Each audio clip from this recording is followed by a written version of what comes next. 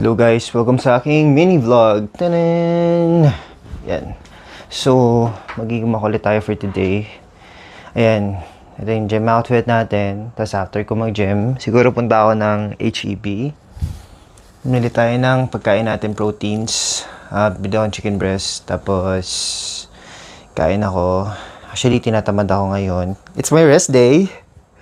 So, I'm so happy. Saturday, Sunday. Lang work.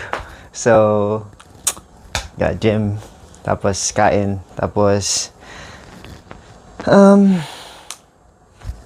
gusto ko na ituloy yung book ko, pero I've always have excuses. Pero this time, wag na tayo mag-excuse, okay? Okay, kaya ko to. Okay. Let's go. Samahan niyo ako. I just wanna appreciate this view kasi sobrang ganda. Lalo in person. Hindi ko alam kung nakikita nyo guys. Pero, it's so nice.